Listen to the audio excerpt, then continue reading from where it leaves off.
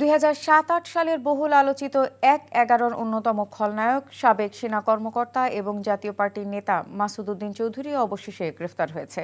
রাতে রাজধানীর বারিধারা ডিওএইচএস এলাকা থেকে তাকে আটক করা হয়। পুলিশ জানায় তার বিরুদ্ধে হত্যাসহ বেশ কয়েকটি মামলা রয়েছে। রিপোর্ট করছেন ইমরুল কায়েস। ১/১১ জরুরি অবস্থা জারির অন্যতম কুশীলব হিসেবে ধরা হয় তৎকালীন সেনা কর্মকর্তা মাসুদ উদ্দিন চৌধুরীকে।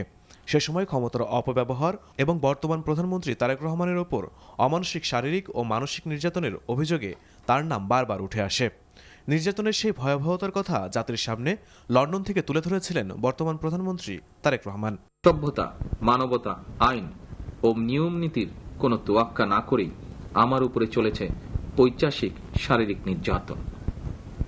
তারা হয়তো আমাকে হত্যাই করতে চেয়েছিল। 2008 সালে শেখ হাসিনাকে ক্ষমতায় আনার পুরস্কার হিসেবে টানা 6 বছর অস্ট্রেলিয়ায় বাংলাদেশের রাষ্ট্রদূত হিসেবে দায়িত্ব পালন করেন মাসুদ উদ্দিন চৌধুরী। পরবর্তীতে রাজনীতির ছত্রছায়ায় নিজেকে আড়াল করার চেষ্টা করেছিলেন। অবসরের পর হাসিনার কৃপায় এমপি হিসেবে 2018 এর রাতের ভোটে এবং 24-এর আমিডামি নির্বাচনে মাসুদকে জয়যুক্ত দেখানো হয়। 24-এর অভ্যুত্থানে হাসিনা পালিয়ে গেলেও মাসুদ ঢাকায় অবসর জীবনযাপন করেন।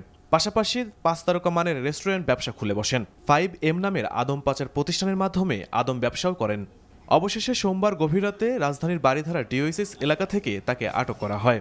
ডিবি প্রধান শফিকুল ইসলামের নেতৃত্বে গোয়েন্দা পুলিশের একটি দল বারিধারা ডিওএইচএস এলাকায় অভিযান পরিচালনা করে। Imrul Kayes, NTV news, Dhaka.